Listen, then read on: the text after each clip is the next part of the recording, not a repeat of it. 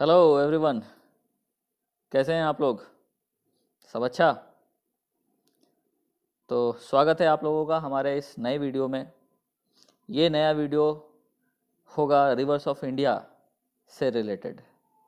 हमारा इससे पहले मैप सीरीज़ चल रहा है और मैप सीरीज़ में हमने कुछ देशों के बारे में पढ़ लिया है। अफ्रीकन कॉन्टिनेंट से हमारी शुरुआत हुई थी। अफ्रीकन कॉन्टिनेंट को मैप के थ्रू जानने के बाद फिर उसके कुछ कंट्रीज़ के बारे में हमने पढ़ा था। उसी सीरीज़ में हमने सुएज़ कनाल के बारे में पढ़ा, इजिप्ट के बारे में पढ़ा, फिर लीबिया के बारे में पढ़ा। अब मैं इंडियन ज्योग्राफी की कुछ सीरीज़ शुरू कर रहा हूँ और इंडियन ज्योग्राफी में हम रिवर्स ऑफ इंडिया हमारा पहला टॉपिक होगा।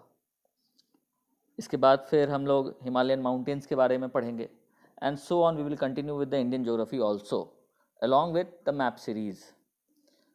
तो चलिए हम लोग आज का नया वीडियो ये शुरू करते हैं।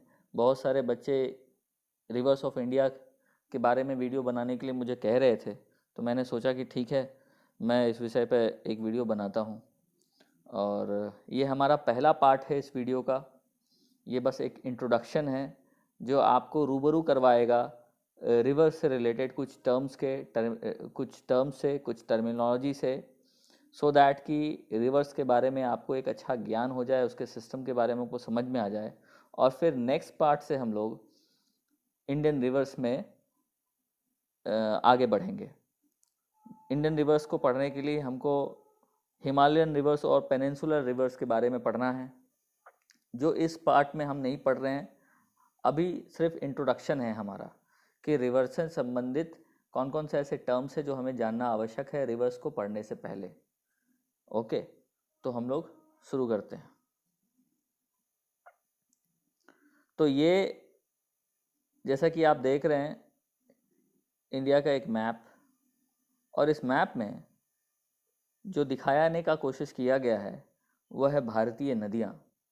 अगर आप इस फिगर पे थोड़ा गौर करेंगे तो आप देखेंगे कि जिस प्रकार हमारे शरीर में नसें दौड़ती है, ठीक उसी प्रकार पूरे भारतीय भूभाग में ये नदियाँ जो है नसों की तरह दौड़ रही है।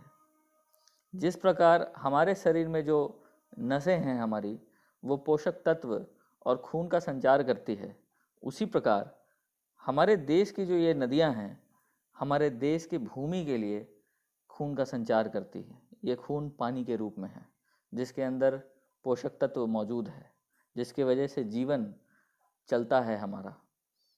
और सभी वनस्पति यहाँ पर उगते हैं, सभी जानवर, पशु पक्षी और ज़िंदगी के इतने सारे प्रकार इस भूमि पर पनप पाते हैं। भारत जो है वो नदियों का देश भी कहा जाता है। और इस मैप से आप पूरी तरह से स्पष्ट इस बात को समझ सकते हैं। अगर इस मैप को आप गौर से देखते हैं तो चारों तरफ सिर्फ नदियाँ ही नदियाँ नज़र आएंगी आपको, जो नसों की तरह दौड़ रही है। किसानों के लिए बेहद ज़रूरी है, क्योंकि किसान जो हैं वो नदियों पर ही डिपेंडेंट है। बारिश होती है, बारिश की जो पानी वो नदियों के थ्रू बहते हुए किसानों के खेतों तक पहुंचती है। खेतों की सिंचाई होती है इनके पानी से। बहुत सारे सिविलाइजेशन, सभ्यता और शहर जो हैं, बड़े बड़े शहर, वो हमारे देश में नदियों के किनारे ही बसे हैं। ठीक है, चाहे वो पुरानी शहर हो या फिर नए शहर हो। तो इसलिए हमारे लिए नदियों का महत्व ज्योग्राफिकली भी बहुत ज़्यादा महत्व रखता है, साथ साथ ऐसी ऐतिहासिक तौर पर भी बहुत ज़्यादा महत्व रखता है। इतिहास जब पढ़ेंगे तो सभ्यताओं के बारे में पढ़ेंगे, जब सभ्यताओं के बारे में पढ़ेंगे तो फिर उसमें भी नदियों का खास महत्व है। हमारे देश में बहुत सारी ऐसी खास नदियां हैं जो पवित्र मानी जाती हैं, जिसकी हम पूजा करते हैं। उनमें से एक नाम गंगा नदी का है, जो होली रिवर ऑफ इंडिया है। इसके अलावा साउथ इंडिया में भी कुछ नदियां हैं जिसको हम गंगा के जैसे पवित्र मानते हैं, जैसे कि कावेरी।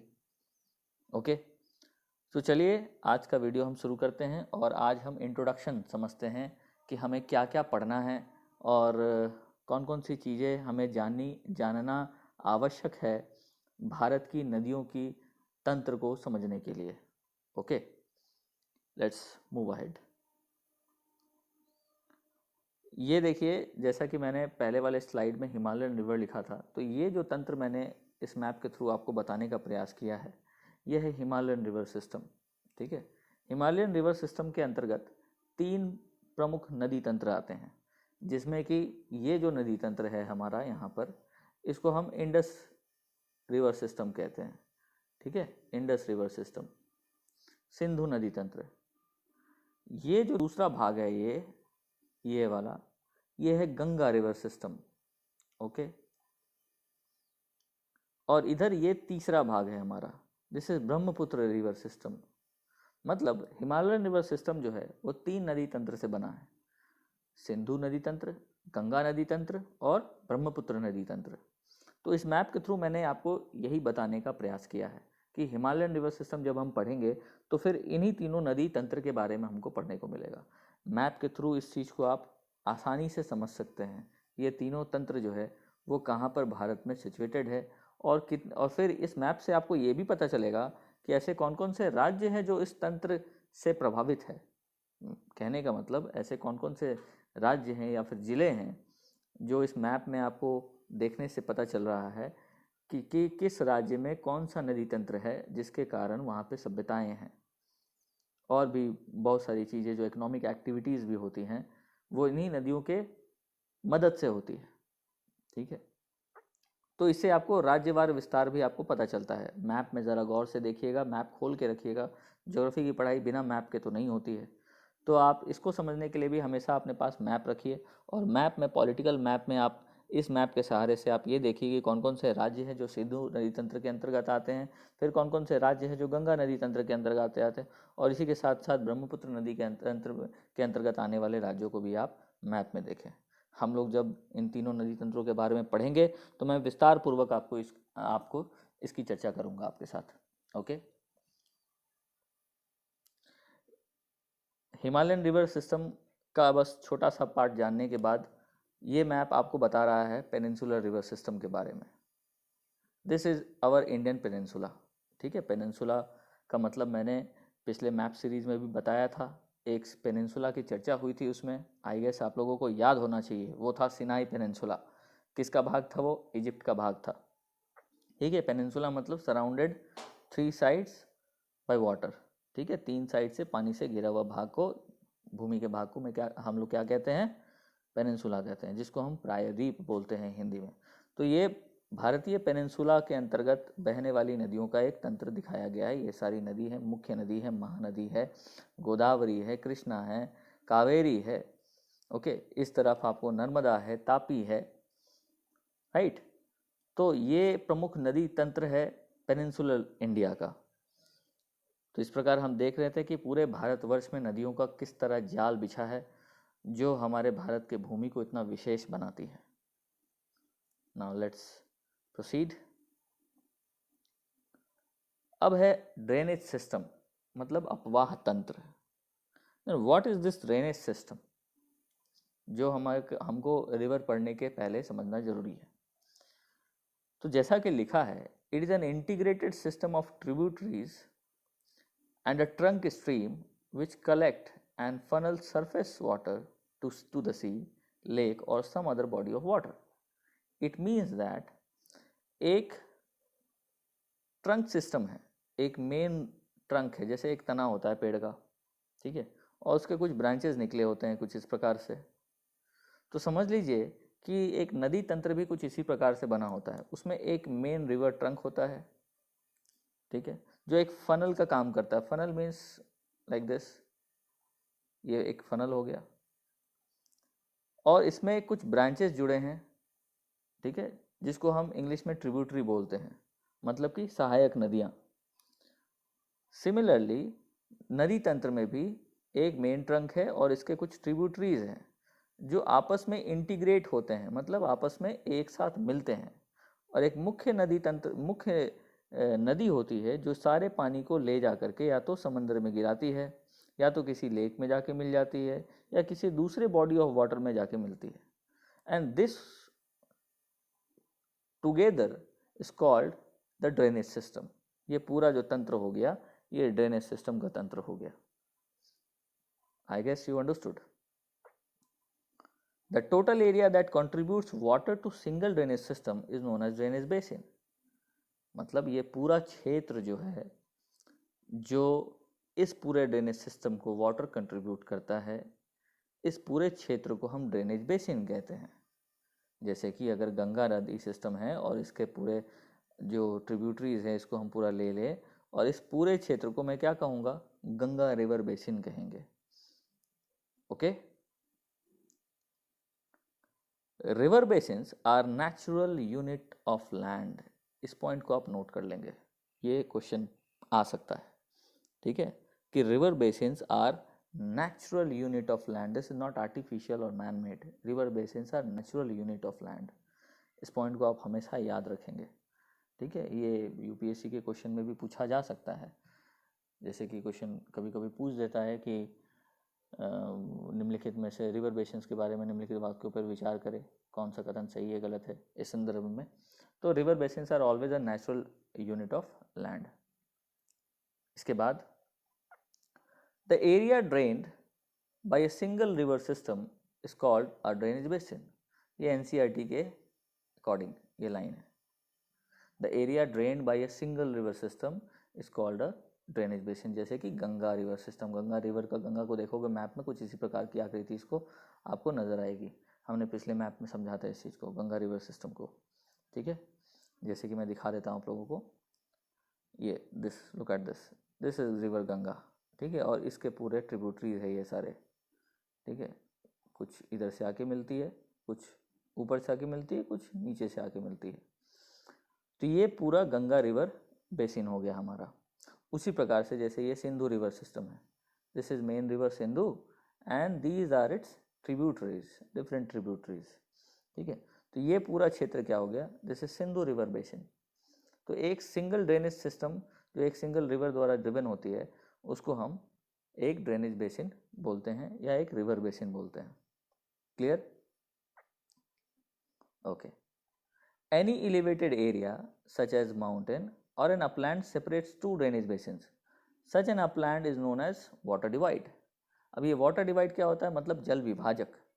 जल विभाजक कहने का मतलब कि अगर कोई दो नदी तंत्र है, सपोज करो कि एक नदी तंत्र ऐसे और एक नदी तंत्र ऐसे, और बीच में कोई पर्वत श्रृंखला है जो दोनों नदी तंत्र को सेपरेट कर रही है एक दूसरे से, ठीक है, ताकि ये दोनों नदी कभी आपस में नहीं मिलेंगी, इन दोनों का सेपरेट बेसिन क्षेत्र रहेगा।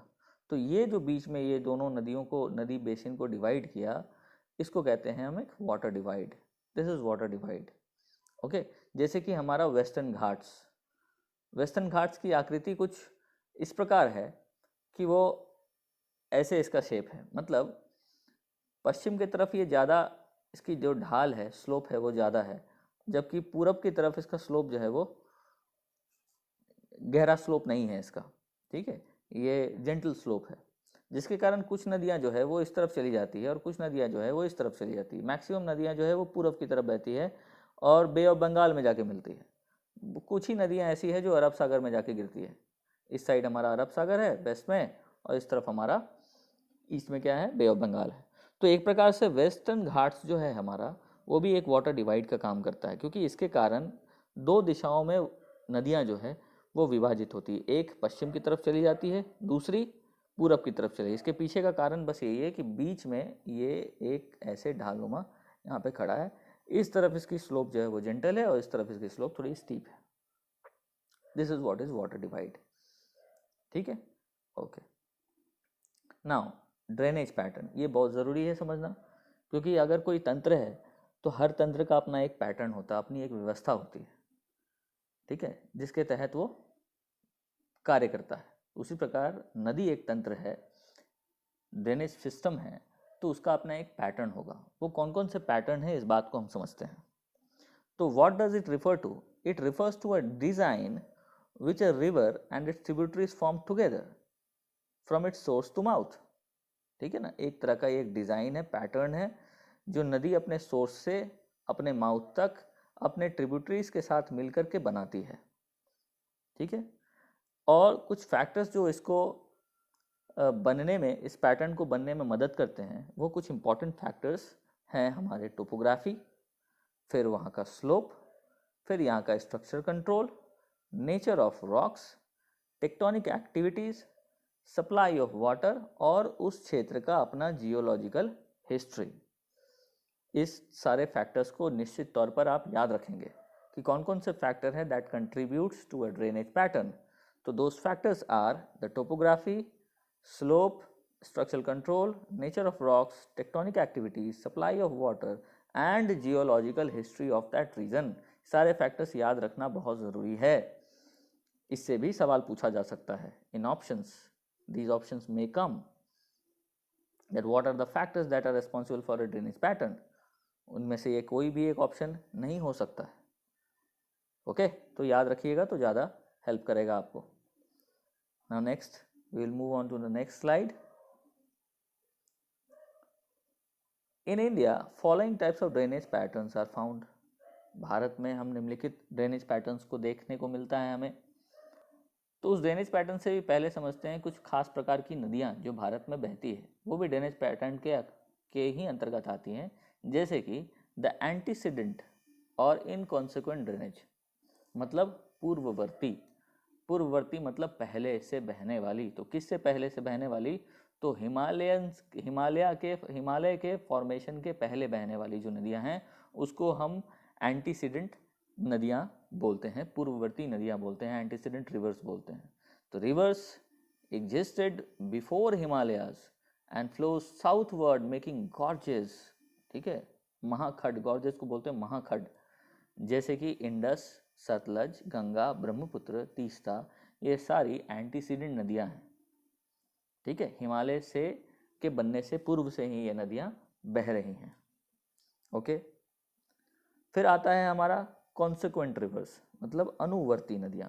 अनुवर्ती नदियां मतलब एक जनरल डायरेक्शन को फॉलो करती है, मतलब ढलान जिस दिशा में है उसी दिशा में ये नदियां अपना बहती है। ओके, इसको और कोई चीज़ नहीं चाहिए, जिस दिशा में ढलान है बस उसी दिशा में बहना शुरू कर देती है। जैसे कि पेनिनसुलर रिवर्स जितने भी हैं, वेस्टर्न घाट्स की चर्चा अभी तुरंत मैंने किया है। वेस्टर्न घाट्स का जो ढलान है उस ढलान के हिसाब से ही नदियाँ बहती है। इस तरफ स्टीप है, इस तरफ जेंटल है, इधर की नदियाँ आराम से बहती है और डेल्टा बनाती है, इधर की नदियाँ डेल्टा नहीं बनाती है, ईश्वरीज का निर्माण करती है। ओके, ये क्योंकि ये ढलान के अकॉर्डिंग बह रही है। ठीक है, तो वही होती है अनुवर्ती नदियाँ। तो most of the peninsular rivers are consequent, जैसे कि गोदावरी, कृष्णा, कावेरी, ये descend from Western Ghats and flow towards Bay of Bengal. Okay, उसके बाद आता है तीसरा टाइप हमारा सब्सिक्वेंट रिवर्स का। तो ये क्या है? तो एक ट्रिब्यूटरी सिस्टम है that is eroded along N underlying belt of non resistant rocks and after the main drainage pattern has been established, and that is what is subsequent rivers। साधारण शब्दों में कहें तो कुछ ऐसे सहायक नदियाँ जो मुख्य नदी तंत्र के निर्माण होने के बाद इस मुख्य नदी तंत्र में परपेंडिकुलर मतलब एट राइट एंगल जाके मिलती है, तो उसी को हम सब्सिक्वेंट रिवर्स बोलते हैं या फिर परवर्ती नदी बोलते हैं। उदाहरण के तौर पर अगर हम बात करें तो ये जो चंबल, सिंध, बेतवा, केन, टोन, सोन है, ये यमुना और गंगा में राइट एंगल्स पे जाकर के मिलती है नीचे से। ठीक है ना? तो ये जो सिस्टम है, ये पूरा सिस्टम, इसको हम परवर्ती नदी का सिस्टम बोलेंगे साधारण शब्दों में। ओके, और ये क्यों मिलती है नीचे से इस तरफ? क्योंकि हमारा जो पेनिनसुलर पार्ट है भारत का, पेनिनसुलर पार्ट जो भारत का है, दिस पार्ट ऑफ इंडिया, वो इस तरफ झुका हुआ है, मतलब टुवर्ड्स नॉर्थ ये झुका हुआ है। ये प्लेन है, इंडियन प्लेन है, ये प्लेन के तरफ झुका हुआ है, जिसके कारण इस तरफ से बहने वाली नदियाँ वो इस तरफ निकल जाती हैं और इधर से गंगा और यमुना आ रही होती है और इस गंगा और यमुना में आकर के ये सारी नदियाँ मिल जाती हैं। आपका काम ये होगा, हालांकि मैं तो आने वाले वीडियोज़ में बताऊँगा ही, पढ़ाऊँगा ही, लेकिन फिर भी अभी के लिए मैं आप लोगों को एक क्वेश्चन देता हूँ। इस चंबल, सिंध, बेतवा, केन, टोन, सोन में से आपको ये बताना है कि कौन कौन सी नदियाँ यमुना में मिलती है और कौन कौन सी नदियाँ गंगा में मिलती है। Just find out and tell me in your comments. Now will move on to the next slide. अब ये देखिए, कुछ जो पैटर्न की हम बात कर रहे थे, ड्रेनेज पैटर्न की, अब उस पैटर्न के बारे में कुछ समझते हैं। कुछ खास प्रकार के पैटर्न हैं, उनको समझना हमारे लिए बहुत आवश्यक है। इससे हमारे नदी के पैटर्न समझ में आएंगे और एक बेहतर आइडिया मिलेगा। तो पहला पैटर्न है हमारा डेंड्रिटिक पैटर्न, ठीक है।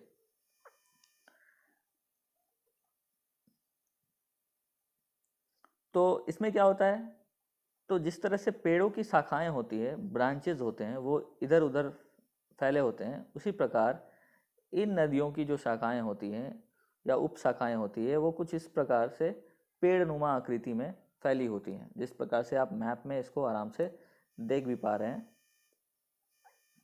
कि ये एक ऐसे ब्रांचेज हैं और ये देखिए ये डिफरेंट ब्रांचेज में अपने आप को बांटी हुई है, ठीक है।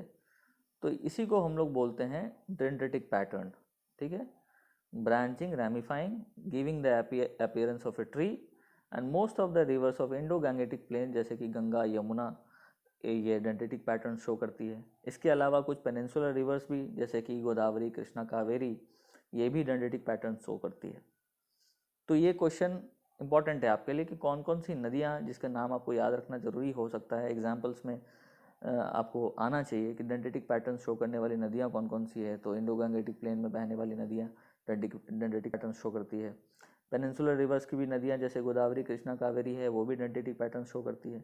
तो ये नाम याद रखोगे तो आपके नॉलेज में नॉलेज बेस में फ़ायदा होगा। ओके, नेक्स्ट दूसरा पैटर्न है हमारा ट्रेलिस पैटर्न। इसमें क्या होता है कि ये एक प्रकार का रेक्टेंगुलर पैटर्न है जहाँ पे एक मुख्य नदियाँ होती है जो एक दूसरे के पैरेलल बह रही होती है, ठीक है। और जो ट्रिब्यूटरीज होती है वो इनमें आकर के राइट एंगल्स पे मिलती है। ये याद रखिएगा, राइट एंगल्स, क्योंकि क्वेश्चन यहीं से आएगा। ट्रेलिस पैटर्न में क्या होता है, ट्रिब्यूटरीज राइट एंगल्स पे मिलती है, 90 डिग्री का कोण बनाती है, समकोण बनाती है। दो पैरेलल नदी होती है और दोनों पैरेलल नदी की जो ट्रिब्यूटरीज होती है वो राइट एंगल्स का कोण बनाते हुए अपने मुख्य नदी में मिलती है। ओके, उसके अलावा जो इसका दूसरा फीचर है, it develops where hard and soft rock exist parallel to each other. उन जगहों पर ये खास करके पैटर्न बनता है जहाँ हार्ड और सॉफ्ट रॉक जो है एक दूसरे के पैरेलल उनकी उपस्थिति होती है, जिसके कारण से ये आकृति का निर्माण होता है। तो ट्रेलिस पैटर्न के बारे में जो बात आपको याद रखना है, पहला तो ये कि एक रेक्टेंगुलर टाइप का पैटर्न है। दूसरा बात ये है कि ये तब बनता है जब ट्रिब्यूटरी जो है वो एक दूसरे अपने मुख्य नदी से राइट एंगल्स पे मिलती है, और ये उसी एरिया में बनेगा जहाँ हार्ड और सॉफ्ट रॉक का पैरेलल उपस्थिति है। ओके, एग्जाम्पल की बात करें तो हमारा जो सिंघभूम का जो ओल्ड फोल्डेड माउंटेन्स है जो छोटा नागपुर प्लेट्यूज में पड़ता है, वहाँ पे जो नदियाँ हैं वो कुछ इसी प्रकार की पैटर्न को दर्शाती है, ठीक है। सिंघभूम, छोटा नागपुर प्लेट्यू, ओके, वहाँ की नदियाँ ट्रेलिस पैटर्न की आकृति को दर्शाती है। इसको याद रखिएगा, this remember this, Singhbhum, rivers flowing in the region of Singhbhum mountains shows trellis pattern. Okay, now next है हमारा रेक्टेंगुलर पैटर्न। रेक्टेंगुलर पैटर्न में क्या है, तो it is marked by right angle bend. जिस तरह से राइट एंगल पे हमने ट्रेलिस पैटर्न पे देखा था, कुछ उसी प्रकार से रेक्टेंगुलर पैटर्न में भी हम राइट एंगल बेंड देखते हैं और राइट एंगल जंक्शंस देखते हैं, जैसे कि यहाँ पर हम देख पा रहे हैं फिगर में, ठीक है, between tributaries and the main stream. और लेकिन कुछ फ़र्क है। फ़र्क क्या है ट्रेलिस पैटर्न और रेक्टेंगुलर पैटर्न में, कि ये कुछ इरेगुलर है, ट्रेलिस पैटर्न से ज़्यादा इरेगुलर है ये। स्ट्रीम्स जो इसकी होती हैं, धाराएं जो इसकी होती है, वो बहुत ज़्यादा लंबी नहीं होती है और ना ही उतनी पैरेलल होती है जितनी पैरेलल ट्रेलिस पैटर्न में देखने को मिलता है। तो ये कुछ अंतर है रेक्टेंगुलर पैटर्न और ट्रेलिस पैटर्न में, जो आपके लिए काफ़ी ज़्यादा महत्वपूर्ण है याद रखने के लिए। अगर कभी अंतर स्पष्ट करने से रिलेटेड कोई प्रश्न आया तो आप इन अंतरों को आप आराम से लिख सकते हो और इन अंतरों को जान करके आप ट्रेलिस पैटर्न और रेक्टेंगुलर पैटर्न में भेद कर सकते हो। ओके, ऑब्जेक्टिव में ये क्वेश्चन आ सकता है किसी एग्ज़ाम में, तो इस फीचर को ज़रूर याद रखिएगा आप कि रेक्टेंगुलर पैटर्न और ट्रेलिस पैटर्न ये दोनों लगभग बराबर है, लेकिन फिर भी कुछ अंतर है। अंतर ये है कि ट्रेलिस पैटर्न की जो धाराएं हैं वो ज़्यादा लंबी होती है, जबकि रेक्टेंगुलर पैटर्न वाली नदियों की धाराएं उतनी लंबी नहीं होती है। These are short and these are long. ये ज़्यादा दूर तक समानांतर बहती है, जबकि ये ज़्यादा दूर तक समानांतर नहीं बहती हैं। ओके ना, एग्जाम्पल की बात करें तो जो विंध्यन माउंटेन्स की जो नदियाँ हैं वो आपको रेक्टेंगुलर पैटर्न शो करती है। सिंगभूम फोल्डेड माउंटेन्स वाली जो नदियाँ हैं वो ट्रेलिस पैटर्न शो करती है, याद रखिएगा इसको। ओके, उसके बाद आता है हमारा रेडियल पैटर्न। ये रेडियल पैटर्न क्या है?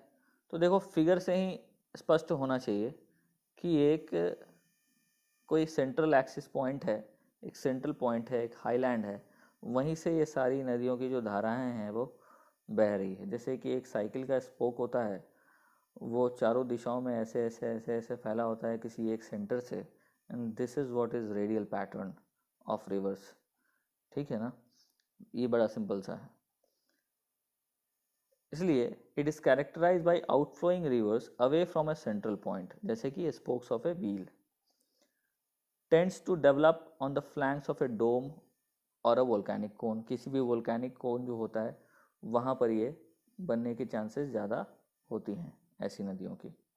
ठीक है, रिवर्स की अगर बात करते हैं तो जो भी नदियाँ अमरकंटक की पहाड़ी से निकलती है, जैसे कि नर्मदा, सोन, महानदी, ये रेडियल पैटर्न दर्शाती है। तो आपके लिए बहुत इंपॉर्टेंट है इस बात को नोट करना। मैं हर पैटर्न के साथ कुछ नदियों के उदाहरण दे रहा हूँ, क्षेत्र के उदाहरण दे रहा हूँ, वो आपके लिए इम्पॉर्टेंट है नोट करना, क्योंकि फिर नदी पढ़ेंगे तो किस क्षेत्र में कौन सी नदी बहती है वो आपको याद होना चाहिए। उस आधार पर अगर कोई प्रश्न आता है तो आपको उत्तर देना एकदम अनिवार्य हो जाएगा, अगर अभी से समझते चलते हैं तो अमरकंटक की पहाड़ी से निकलने वाली नदियाँ जैसे कि नर्मदा, सोन, महानदी, ये भी अपने आप में एक प्रश्न है। ठीक है, तो इसको भी आप ध्यान रखेंगे कि अमरकंटक की पहाड़ी से कौन कौन सी नदी निकल रही है, तो नर्मदा, सोन, महानदी। फिर इसके बारे में और डिटेल पढ़ेंगे जब हम नदियों को इंडिविजुअली पढ़ रहे होंगे। This pattern also found in Girnar hills. कहाँ है ये? गुजरात में। Mikir hills of Assam. आप लोगों का काम होगा कि जो जो लोकेशन मैं दे रहा हूँ, एटलीस्ट जो नदियों की चर्चा मैं कर रहा हूँ, वो आप अभी से ही मैप में ढूंढना शुरू करें। और कहाँ कहाँ है गिरनार हिल्स, कहाँ है? तो गुजरात में। देखो मैप में मिल जाएगा आपको। मिकीर हिल्स खोजो, मिल जाएगा आपको। अभी से प्रैक्टिस करते चलोगे, याद होता चलेगा। प्रैक्टिस से याद होता है, प्रैक्टिस करते चलोगे तो सारे लोकेशंस याद होंगे। और ज्योग्राफी में एक बार लोकेशंस याद हो गए तो समझो कि सारा ज्योग्राफी पढ़ लिया आप। ठीक है, ओके। अब हम लोग नेक्स्ट बढ़ते हैं। ये है एन्यूलर पैटर्न, देख रहे हैं एन्यूलर पैटर्न। ठीक है, तो जो सब्सिक्वेंट रिवर्स होते हैं, सब्सिक्वेंट रिवर्स के बारे में मैंने पहले पढ़ा, वो कुछ कर्व लेते हुए आगे बढ़ते हैं कॉन्सिक्वेंट स्ट्रीम से मिलने से पहले। ठीक है, लेकिन ये तरह का जो पैटर्न है वो भारत में कॉमनली नहीं पाया जाता है। कुछ एग्जांपल्स जैसे आप ले सकते हो, पिथौरागढ़ में पाई जाने वाली नदियाँ कुछ इस प्रकार के पैटर्न शो करती है। नीलगिरी हिल्स तमिलनाडु और केरला में जो है वहाँ पर बहने वाली नदियाँ इस तरह के पैटर्न को शो करती है। ओके, उसके बाद है सेंट्रिपिटल। सेंट्रिपिटल मतलब सेंटर की ओर, जैसे कि देख रहे हैं आप। ठीक है, तो when reverse from different direction flow down in a lake और अ क्रेटर, किसी क्रेटर की तरफ अगर एक जगह से दूसरी जगह एक सारी नदियां आकर के एक इकट्ठा हो रही है तो उसको हम सेंट्रिपिटल पैटर्न बोलते हैं। ठीक है, कोई एक सेंटर होता है जिस सेंटर की तरफ ही सारी नदियों की धाराएं हैं या डिफरेंट धाराएं हैं, अलग अलग वाटर बॉडीज़ की, वो धाराएं आके एक जगह पे आके इकट्ठा होती है। तो ये अभिकेंद्रीय पैटर्न को दर्शाती है। Okay, next. उसके बाद है हमारा सुपर इम्पोज्ड। ठीक है, जिसको हम पूर्वरोपित कहते हैं। पूर्वरोपित मतलब पहले से रोपित, पहले से वहाँ पर उपस्थित। जैसे कि formed when a stream with a course originally established on a cover of rock now removed by erosion. ठीक है, पहले से कोई रॉक पैटर्न बना था और उसी के ऊपर नदियाँ बह रही थी, और वो आज भी उसी दिशा में बह रही है जहाँ जैसे पहले दशे थी, जबकि ये रॉक पैटर्न किसी कारणवश इरोड हो चुका है। इसके बावजूद नदियों के बहाव में कोई परिवर्तन नहीं आया है, नदियाँ सेम दिशाओं में बह रही है जैसे वो पहले से बहती आ रही है। तो इन्हीं को हम बोलते हैं पूर्वरोपित, मतलब सुपर इम्पोज रिवर्स और patterns. This pattern exhibits discordance with the underlying rock structure. Okay, ये जो पैटर्न है, जो अभी का जो रॉक पैटर्न है उससे उसके साथ ये डिस्कॉर्डेंस शो करती है, ठीक है। और इसके उदाहरण में आप दामोदर रिवर को ले सकते हो, सुबर्णरेखा नदी को ले सकते हो, चंबल है, बानस है, तो ये सब इसके गुड एग्जाम्पल्स हैं सुपर इम्पोज्ड के। क्लियर। अब हम लोग बात करेंगे कोर्स ऑफ द रिवर के। अभी तक हमने रिवर्स के डिफरेंट पैटर्न्स को पढ़ लिया कि किन किन पैटर्न्स में जो नदियां हैं वो हमारी बहती है। इन पैटर्न्स को समझना अति आवश्यक है सो दैट कि आप नदियों को और भी बेहतर ढंग से समझ सको, ठीक है। कई सारे प्रश्न जो है इससे रिलेटेड आते रहता है परीक्षाओं में, तो इन सारे पैटर्न्स को आपके लिए समझना बेहद ज़्यादा ज़रूरी था। एक बार फिर से वीडियो को देखना तो सारे पैटर्न्स फिर से समझ में आ जाएंगे। Okay, now we will move on to course of a river, मतलब अपने शुरुआत से लेके अंत तक ये कैसे नदी बहती है, कौन कौन सी आकृति ये बनाती है, सोर्स से लेके माउथ तक, इनके बारे में मुझे हम लोगों को पढ़ना है। और इसी पूरे सोर्स से माउथ तक के पूरे पैटर्न, पूरे नदियों के बहाव के सिस्टम को हम उसका कोर्स कहते हैं कि आखिर कैसे नदी की शुरुआत हुई और फिर क्या क्या होते होते वो अपने आखिरी पड़ाव पे पहुंची। तो नदी के मुख्यतः 3 कोर्स हैं, उसको 3 पार्ट में डिवाइड किया है, अपर कोर्स, फिर लोअर कोर्स, मिडिल कोर्स, ठीक है। तो अपर कोर्स के कुछ खास कैरेक्टरिस्टिक्स होते हैं, उसी प्रकार मिडिल कोर्स के कुछ खास कैरेक्टरिस्टिक्स होते हैं और फिर लोअर कोर्स के कुछ खास कैरेक्टरिस्टिक्स होते हैं। बहुत सारे लैंड फॉर्म्स हैं जो अपर कोर्स में बनते हैं, कुछ लैंड फॉर्म मिडिल कोर्स में बनते हैं और फिर कुछ लैंड फॉर्म लोअर कोर्स में बनते हैं। उन कोर्सेस, उन लैंड फॉर्म्स को भी जानना बेहद ज़रूरी है क्योंकि यहाँ से भी क्वेश्चन पूछते हैं। ये बेसिक्स है किसी भी रिवर पैटर्न के बारे में समझने के लिए, किसी भी रिवर सिस्टम के बारे में समझने के लिए। इन बेसिक्स को जाने बिना हम क्लासेस को आगे नहीं बढ़ा सकते हैं और ना ही आप रिवर्स के बारे में ज़्यादा समझ सकते हैं। So now let's study about course of a river. तो पहला है हमारा द अपर कोर्स। ये क्या है? In the mountainous course, upper course मतलब माउंटेनियस कोर्स, मतलब क्यों? क्योंकि पहाड़ों से ही नदियों का उद्गम होता है, नदियाँ हमेशा पहाड़ से ही निकलती है। तो इसका जो शुरुआती स्थल है, जब ये एक इन्फेंट है, एकदम जब शुरुआत हो रही है पहाड़ों से, तो इसके अपर कोर्स में ये आता है। तो अपने अपर कोर्स में ये नदी, this river passes through a steep slope, क्योंकि पहाड़ ऊंचाई पर होती है और एकदम स्टीप स्लोप से ये होकर गुजरती है, ठीक है। It's water therefore रसेस down with great speed, इसलिए इसकी जो पानी होती है, पानी की जो रफ्तार होती है बहुत तेज होती है, हाई स्पीड, ओके।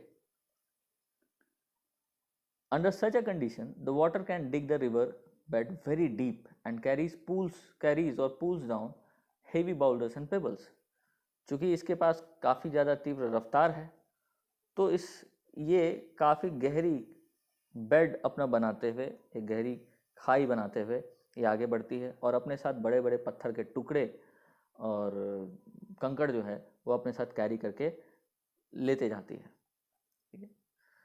तो और इस कोर्स में इरोजन मतलब अपरदन और ट्रांसपोर्टेशन मतलब एक चीज़ को एक जगह से दूसरी जगह ले जाना, ये जो 2 प्रक्रिया है इसका मेन एक्टिविटी है अपने अपर कोर्स में। तो सवाल कभी कभी ऐसे भी पूछता है कि रिवर के अपर कोर्स का जो मेन एक्टिविटी है वो क्या है, तो इरोजन और ट्रांसपोर्टेशन। इसके अलावा a river has a deep and narrow channel, गहरा और बहुत ही संकड़ा चैनल होता है, channel, this is a channel जिसके थ्रू पानी बहता है, ठीक है। Moreover, some of rocks over which a river flows are very hard, while the others are soft. जिन चट्टानों से होकर ये गुजरती है उनमें से कुछ चट्टान काफ़ी सख्त होते हैं और कुछ काफ़ी कोमल होते हैं, जिसके कारण से रिवर का जो अपना कोर्स है वो स्मूथ नहीं होता, ये ऐसे ऐसे होता है। क्यों? हार्ड और सॉफ्ट रॉक्स के होने के वजह से। इसलिए इट हैज़ फॉल्स मतलब वाटरफॉल्स, फिर कुछ कैटरैक्ट्स एंड रैपिड्स इस कोर्स में आते हैं। जब भी कभी नदियाँ जो होती है वो किसी हार्ड रॉक से गुजरती है और फिर कुछ सॉफ्ट रॉक्स होते हैं बीच में, तो हार्ड रॉक की वजह से नदियाँ ऐसे टकराती है और उछल के ऐसे जाती है, फिर ऐसे जाएगी, फिर उछल के ऐसे जाएगी। This is what is called rapids, ठीक है। It forms V shaped valleys here, okay, valleys. Both erosion and transportation are active at this stage. इस स्टेज में इरोजन और ट्रांसपोर्टेशन दोनों एक्टिव रहते हैं, जैसा हमने पहले ही चर्चा कर दिया है कि इरोजन और ट्रांसपोर्टेशन जो है इसके अपर कोर्स में हमको मिलते हैं। तो जो कुछ खास फीचर हो गए वो क्या कि अपर कोर्स में ये फॉल्स, कैटरैक्ट्स और रैपिड्स का निर्माण करती है, इसके साथ साथ ये वी शेप्ड वैलीज का भी निर्माण करती है। इरोजन और ट्रांसपोर्टेशन इसकी मेन एक्टिविटी है अपर कोर्स में।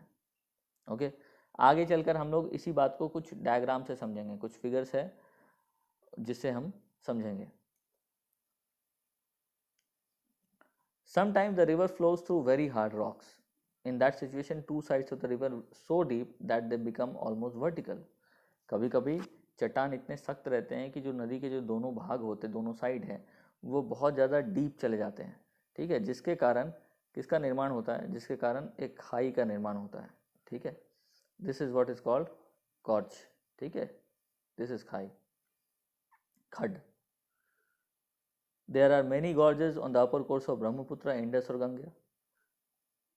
ब्रह्मपुत्र, इंडस और गंगा के अपर कोर्स में बहुत सारे गॉर्जेस हैं, जैसे कि इंडस रिवर पर आपको बना है सिंधु गॉर्ज, ब्रह्मपुत्र नदी पर बना है आपको ब्रह्मपुत्र गॉर्ज। ठीक है, जिसको आप सांगपो गॉर्ज भी बोलते हैं। Again when river flows through dry desert, its bed becomes very deep and the two sides become vertical.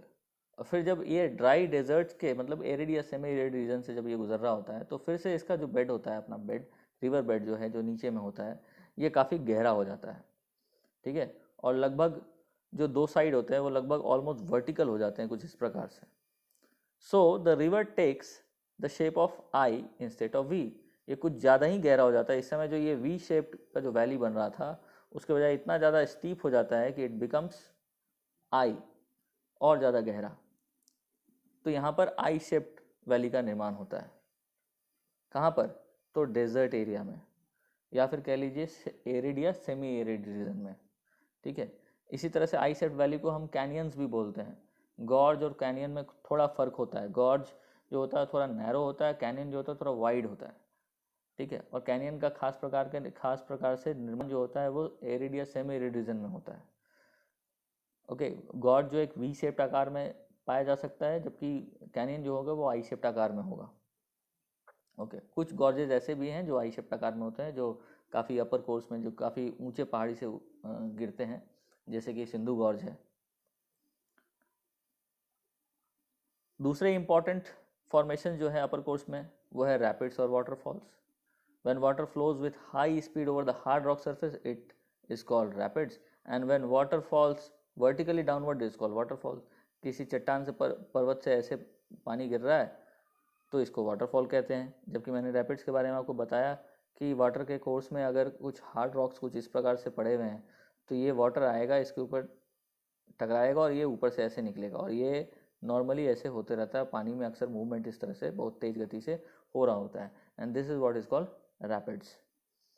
Okay, अब बात करते हैं हम लोग मिडिल कोर्स की। तो as a river leaves the hilly area, it enters into a plain. और यहाँ जब जैसे ही ये मैदानी इलाके में एंटर करता है, इसका मिडिल कोर्स शुरू हो जाता है। And the slope of the river bed is less on a plain. और इस रिवर बेड का जो स्लोप है प्लेन में, वो पहाड़ों की तुलना में क्या होता है? कम होता है। पहाड़ पे कुछ इस प्रकार से होता है, जबकि प्लेन्स में कुछ इस प्रकार से होता है। स्लोप जेंटल होता है इसका, इसलिए इसका जो स्पीड है, speed of the current is also less compare to the upper course. Okay, the river is fed by many tributaries and its volume of water increases. इस क्षेत्र में आने के बाद रिवर्स में इन नदियों में बहुत सारे ट्रिब्यूटरी आके मिलना शुरू कर देते, क्योंकि ये ट्रिब्यूटरी भी कहाँ से आ रहे थे? किसी पहाड़ों से ही आ रहे थे। फिर जैसे ही ये प्लेन्स की तरफ बहते हैं, चूँकि इस तरफ ढलान है, तो ये नदी, मुख्य नदी भी प्लेन की तरफ बह रही है, और ये भी प्लेन की तरफ ही बहते हैं। तो ये बहुत सारे ट्रिब्यूटरी आके मुख्य नदी में मिलती है, अपना पानी लाके इसमें डालती है, इसलिए इसके पास पानी की जो मात्रा होती है वो काफ़ी ज़्यादा बढ़ जाती है।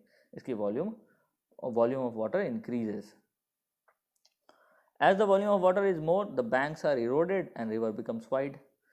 चूँकि ये पानी ज़्यादा हो गया, तो जो नदियों के किनारे हैं वो उसमें अपर्दन आता है, मिट्टी को काटना शुरू करती है, और इसलिए रिवर का जो अपनी जो चौड़ाई है वो बढ़ जाती है।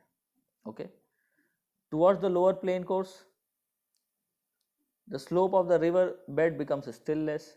जब आगे की ओर फिर से प्लेन में बढ़ती है, तो इसकी जो स्लोप होती है और ज़्यादा जेंटल हो जाती है, पहले से और ज़्यादा। ये पहाड़ से ऐसे निकली थी कुछ इस प्रकार से, और ये प्लेन में एंटर की, और धीरे धीरे आते आते ऑलमोस्ट सीधी हो जाती है, ठीक है।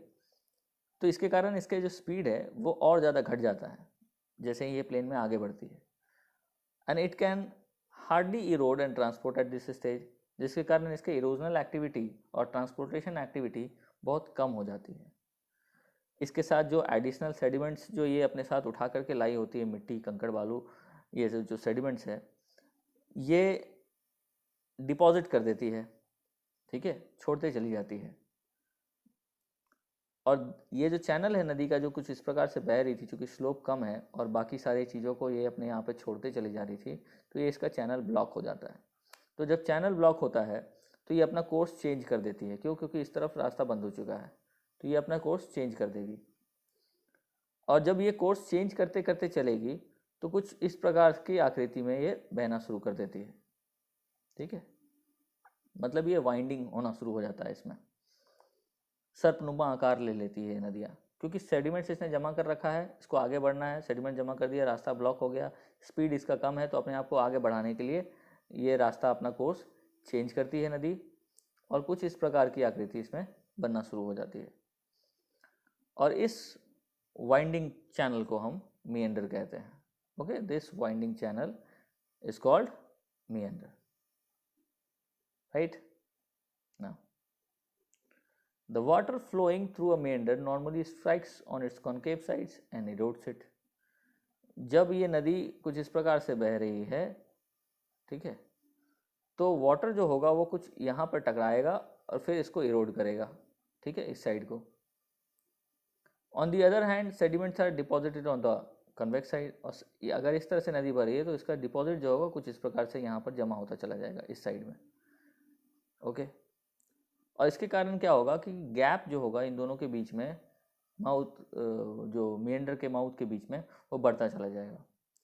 और बाढ़ के समय में at the high flood time when the water flows with the speed, gap में बी रिमूव्ड, और ये जो गैप है ये कम्प्लीटली इससे अलग हो जाएगा जो ये क्रिएट हुआ था, ठीक है, डिपॉजिट करने से। तो ये पूरा का पूरा ये ऐसे ये अलग हो जाएगा इससे, और ये अपना नदी कोर्स आगे बढ़ा के आगे चली जाएगी। तो यहाँ पर जो ये आकृति बन गया, जो अलग हो गया है ये गैप, इसको हम ऑक्सबो लेक कहते हैं, क्योंकि यहाँ पे पानी रह गया और नदी जो है अपना कोर्स चेंज करके आगे निकल गई, ओके। तो at the high flood the river finally finds a straight course leaving the meander aside. Such a abandoned meander is called Oxbow Lake, okay. Now at the time of the flood, water inundates the low-lying area by the side of the river, and the silt carried by the flood is deposited in this area year after year and a plain is built up. बाढ़ के समय में जो निचले हिस्से में, नदी के जो निचले हिस्से में जो एरिया है वहाँ पर पानी जमा होता है, और जो भी नदियाँ अपने साथ सेडिमेंट्स लेके आती है उसको वहाँ पर जमा कर देती है, और साल दर साल जमा करते करते यहाँ पर एक प्लेन का निर्माण हो जाता है, और इस प्लेन को हम फ्लड प्लेन्स बोलते हैं। तो middle course of the river में फ्लड प्लेन्स दिखना कॉमन बात है, ये इसका अपना एक कैरेक्टरिस्टिक है। फ्लड प्लेन कहाँ दिखेगा? तो फ्लड प्लेन कैरेक्टरिस्टिक आपको दिखेगा middle course of the river में, ये ना ही अपर कोर्स में दिखने वाला है ना ही लोअर कोर्स में दिखेगा। तो फ्लड प्लेन्स एक इंपॉर्टेंट कैरेक्टरिस्टिक है जिसका निर्माण middle course of the river में होता है, ओके। ऑक्सबो लेक का निर्माण कहाँ होगा? तो middle course of the river में। मिएंडर का निर्माण कहाँ होगा? तो middle course of the river में, okay. And such a plain is known as flood plain. The main activities of a river at its middle course are some amount of erosion and some amount of deposition.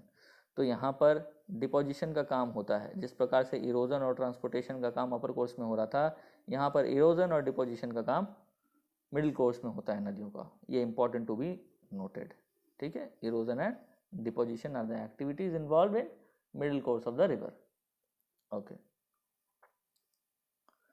अब है तीसरा, the lower course, जो कि हमारा last part है river के course का।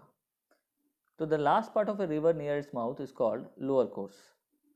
इन this part the slope of the river bed is not very deep, the current is also very slow. क्योंकि अब नदी अपने अंत की ओर आ रही है, नदी जो बहना शुरू होती है वो किसी पहाड़ से बहना शुरू होती है, और पहाड़ की, और यहाँ पर इसको समंदर के सी लेवल को टच करना होता है। सपोज करो कि this is river flowing down the mountain, फिर ये प्लेन्स में एंट्री लेती है, और फिर ये समानांतर धीरे धीरे पैरेलल होते होते कुछ इस प्रकार से समुद्र में जाकर मिलती है। ठीक है, यहाँ पर सी है। दिस इज द कोर्स, ये तो ये अपर कोर्स हो गया, इधर मिडिल कोर्स होता है और फिर यहाँ जाकर के लोअर कोर्स होता है। तो लोअर कोर्स में यहाँ पे स्पीड कुछ ज़्यादा ही स्लो होता है, सबसे ज़्यादा तेज यहाँ होता है और उससे थोड़ा सा कम यहाँ पे होता है। यहाँ लोअर कोर्स में इट इज़ वेरी लेस। तो in this part the slope of the river bed is not very deep, the current is also very slow. Deposition is the main activity of a river at this stage. इस stage में river का मुख्य activity deposition है, ना ही erosion है और ना ही transportation है। मुख्य एक्टिविटी क्या है? डिपोजिशन है। The silt and the other materials carried by the river are deposited. The river channel is blocked very often and new branches are dug out. जिस प्रकार चूंकि बहुत सारे सेडिमेंट्स अपने साथ लेके आई है, नदी के पास अब ताकत नहीं है कि उन सेडिमेंट्स को कैरी कर सके, इसलिए ये जो मुख्य धारा होती है अपने आप को अलग अलग भागों में विभाजित करना स्टार्ट कर देती है। ठीक है, और इसको यही सारी कहलाती है distributaries. Okay, in this way branching takes place at the mouth of the river.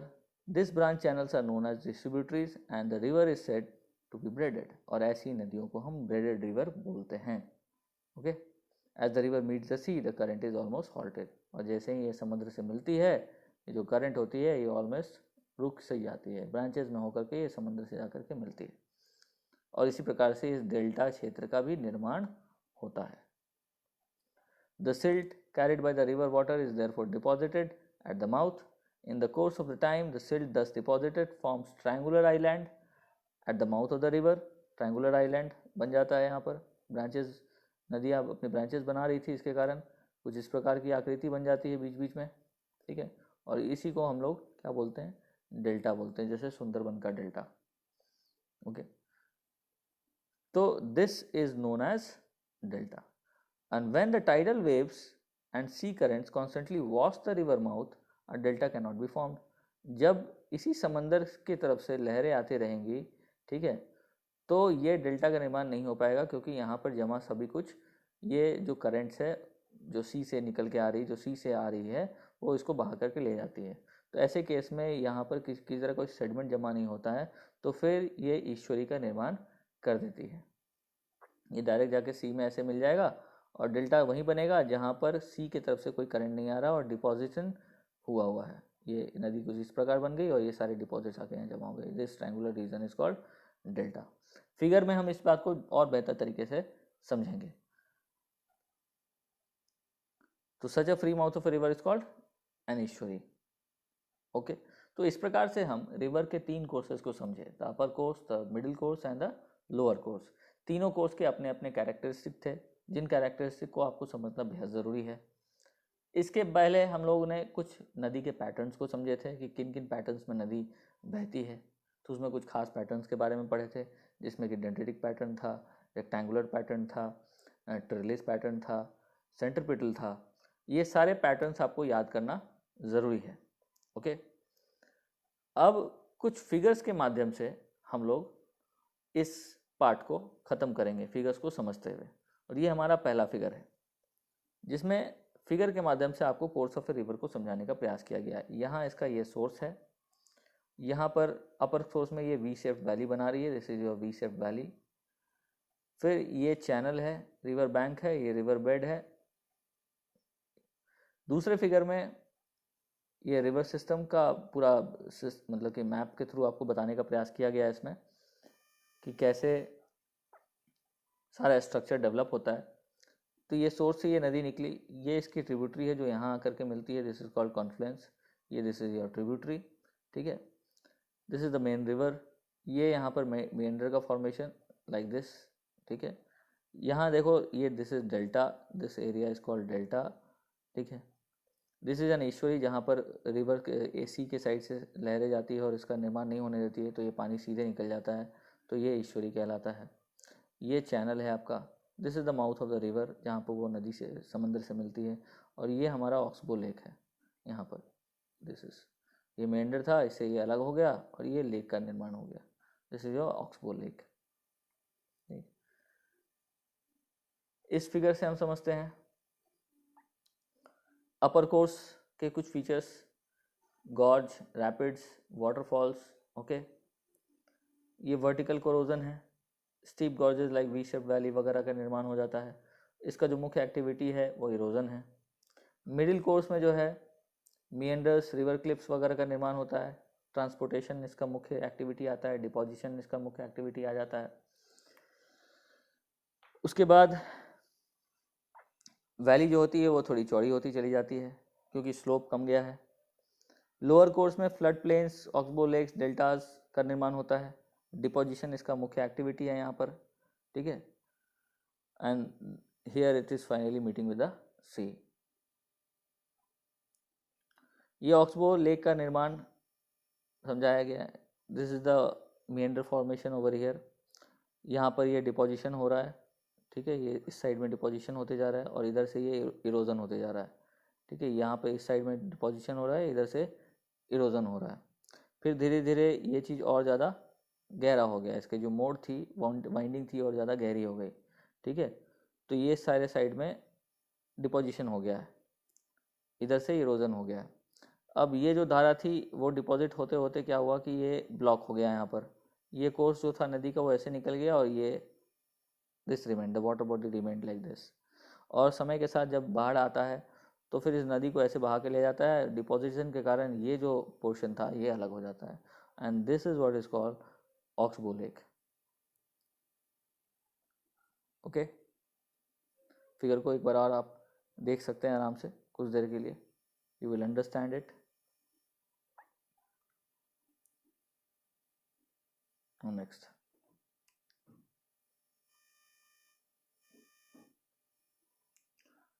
ये हमारा वाटरफॉल्स, ठीक है।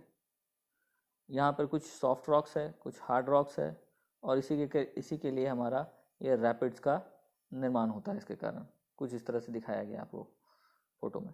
ये कैनियन है, ठीक है। बड़े बड़े चट्टान, पहाड़, और बीच से ये नदी काटती हुई निकल रही है।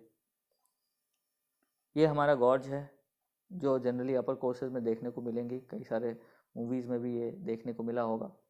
ये हमारा V shaped valley, this is V shaped valley.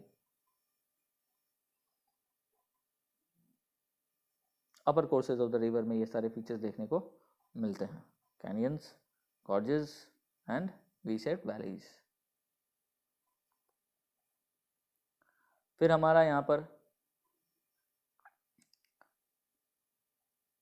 मिएंडर formation, this is your meander formation. और ये देखिए ये ऑक्सबो लेक, ठीक है। You can clearly see in the picture कि how oxbow lake is formed. इसका एक एक्सप्लेनेशन डायग्राम भी पीछे स्लाइड्स में हमने बताया आपको, ठीक है। तो इसके साथ ये डिफरेंट कैरेक्टरिस्टिक्स ऑफ रिवर्स जो है वो समाप्त होते हैं। आज का पार्ट इंट्रोडक्शन से रिलेटेड था, जिसमें हमने रिवर के पैटर्न के बारे में समझा, डिफरेंट लैंड फॉर्म्स जो एक नदी बनाती है अपने डिफरेंट कोर्सेज में, उसके बारे में हमको आइडिया मिला। कुछ इंपॉर्टेंट क्वेश्चंस भी हमने डिस्कशन किया है, कुछ इंपॉर्टेंट पॉइंट्स जो इन सब चीज़ से संबंधित है उसको प्रश्न के तौर पर मैंने आप लोगों को बताया, जो आपको याद रखना बेहद ज़रूरी है। अगर एक दो बार और वीडियो उसको देखोगे तो चीज़ें, कॉन्सेप्ट जो होंगी वो बिल्कुल क्लियर हो जाएंगी, ठीक है। फिर आप इससे रिलेटेड किसी भी प्रश्न का जवाब देने के सक्षम होंगे। जैसे जैसे ये कोर्स आगे बढ़ेगा, रिवर्स के बारे में आपकी नॉलेज वैसे ही बढ़ती चली जाएगी। अगले वीडियो में हम इसी सीरीज़ के अंतर्गत चर्चा करेंगे हिमालयन रिवर सिस्टम की, ठीक है, और फिर पेनिनसुलर रिवर सिस्टम की। तो I will complete whole course of the rivers of India. इसके लिए आप लोग निश्चिंत रहें and wait for my next video. अगर यह वीडियो समझ में आया हो, अच्छा लगा हो, तो definitely press the like button and share this channel to as much people as you can, so that number of students get benefited through this.